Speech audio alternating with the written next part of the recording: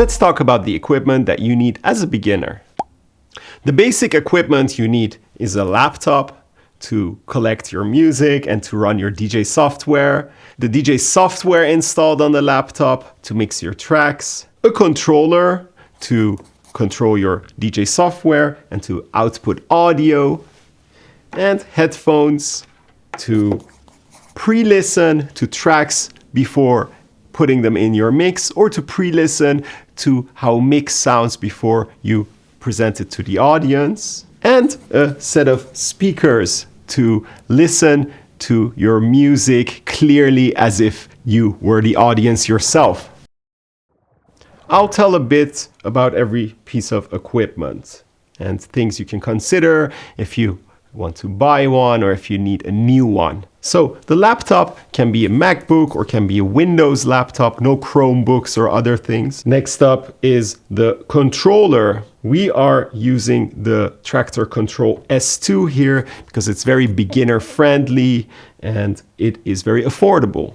If you happen to go for a different brand, most beginner controllers have the same kind of layout. It just might be the case that then you need to find out where specific buttons for specific functions of your controller are. Concerning headphones, the most important thing to remember is although you can use any headphone that has a cable attached to it, we're gonna use them very intensively, moving them around and around your neck and on your head, and that can break some headphones relatively quickly. For this, I'm just going to have a very general advice.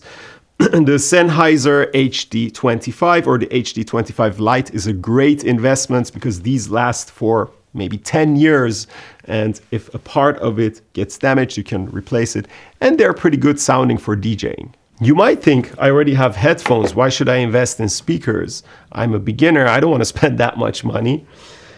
There are two reasons. One is for your mixing. Sometimes you're listening to one thing in the headphone, while you want to also hear what the crowd is hearing on your speakers. You might think, okay, but my laptop also has speakers. And if you have a newer laptop, they can even sound pretty well. The problem with that is that we are using our DJ controller not only to control the software, we are also using it for the audio output. And because this is already doing all of that work, adding another audio device often creates technical difficulties. Concerning speakers, many speakers will do.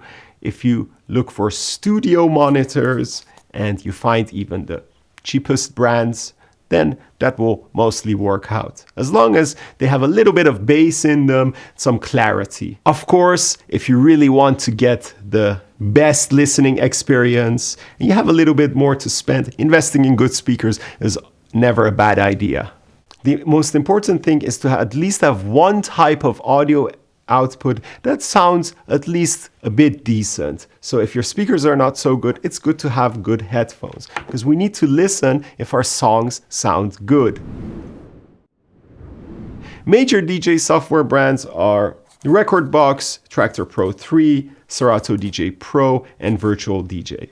And all of them have their strong points and their weaker points. It's often more about preference than which one is the best. The difference lies in hardware compatibility, interface, and features. So why we have chosen Traktor Pro 3 and the Control S2 for our beginner course. One of the main reasons is that this is still the most popular brand among ecstatic dance DJs. There are a couple of things I think makes Traktor very beginner friendly. One of it is the ease of changing the tempo in the song without having limits. Even we will get to this later, but even though this fader has an up and down limit, you can very easily bypass this. Another reason is that creating loops, pieces of music that repeat themselves, which is an essential part of DJing, is very easy on Traktor. You just rotate a button and you click on it. Also, when you sync the tempo of two tracks together, Traktor provides a lot of ease in the interface. The DJ software you're going to choose, you're going to stick with, because you're going to create your library in it, and the library is very specific to the software that you use. With choosing Traktor Pro 3, you can't go wrong.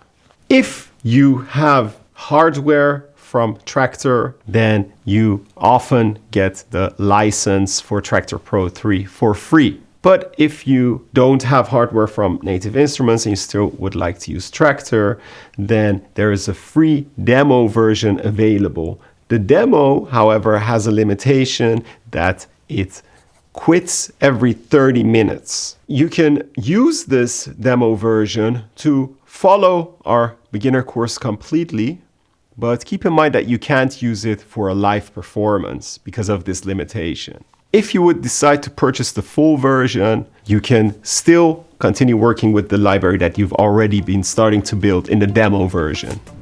If you enjoyed this video, you're gonna love our Ecstatic Dance DJ beginner course. We guide everyone from knowing nothing about DJing to being able to perform a live ecstatic dance set. If that resonates with you, then I invite you to check the link in the description below. Subscribe, like, and I'll see you in the next one.